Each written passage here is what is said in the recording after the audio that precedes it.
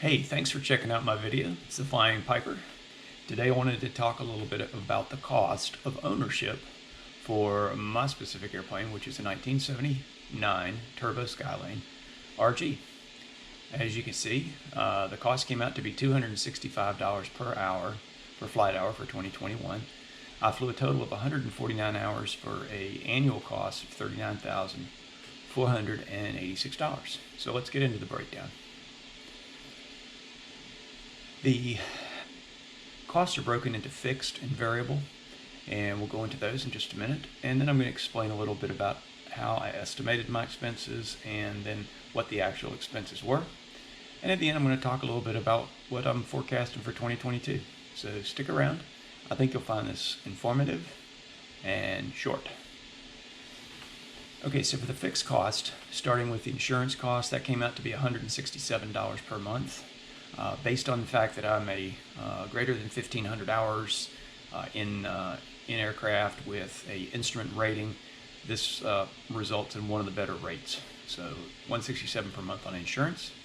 The loan for my plane, I have a $75,000 loan with 20-year at a 4.25 for a monthly cost of $466.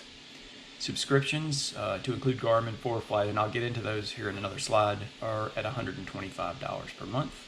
My hangar cost right now is $340 per month, and that's in the Tampa Bay area. And my maintenance reserve I've set for $800 based on what my maintenance cost was during the year, for a total of $1,898. Okay, moving on to the variable cost.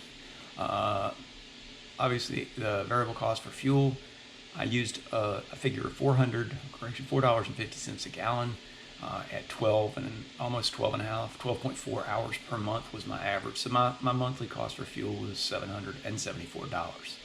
Oil turned out to come in at $39 per month. That's based on, I do all of my own oil changes.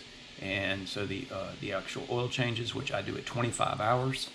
And then I also, of course, adding oil between changes is necessary. In my plane, on 25 hours, I usually wind up with about 2 quarts between changes. The maintenance is broken down into scheduled and unscheduled maintenance. My unscheduled maintenance this year was a little bit high because I had a starter that went out on me, so I had to replace that. I had a brake line that was had gotten air into it. It had to be bled and fitting replaced. Then moving into schedule maintenance, obviously big costs there this year. I had my annual, that pretty much is what comprises most of your schedule maintenance. For me, it was a higher cost annual due to the fact that I had a magneto that was also due for a 500-hour inspection. As it turned out, the magneto had to be replaced. So there was some costs there.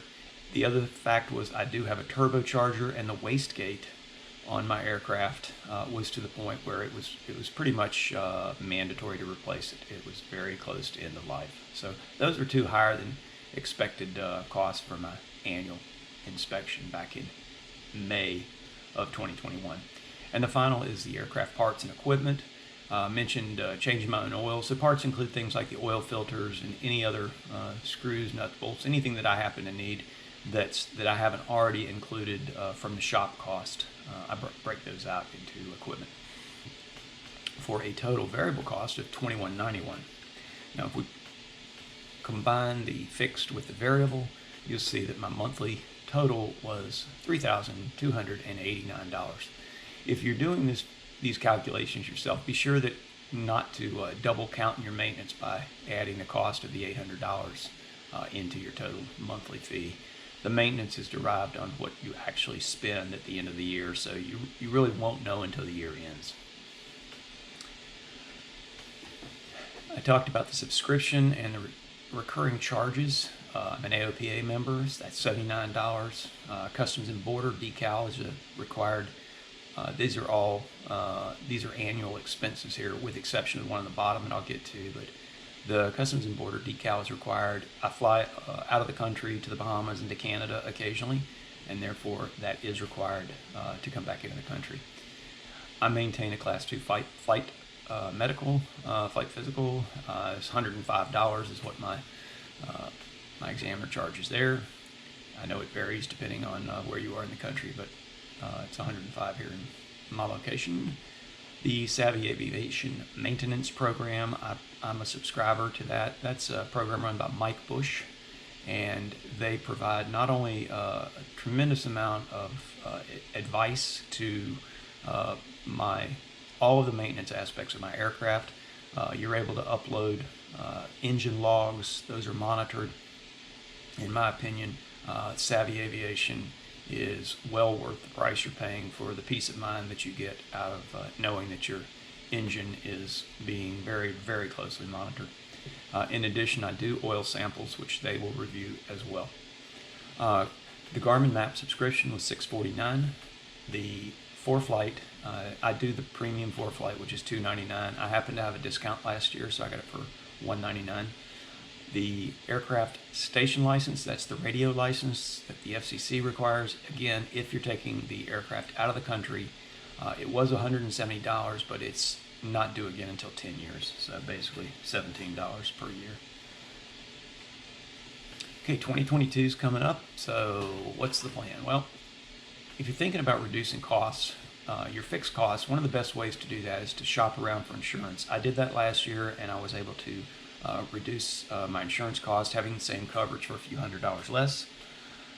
The other thing is to make sure that you update your hours, your number of flight hours as a PIC that you have, and then the main point is if you get any upgraded ratings. In other words, if you add an instrument ticket onto your certificate, make sure you let your insurance company know right away, because according to my agent, the instrument rating is one of the I guess the best tools to lower your insurance rates.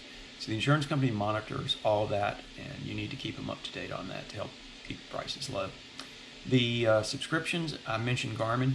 This year I actually called Garmin up because their website can sometimes be a little bit confusing on exactly which of the downloads you need for your equipment and your aircraft.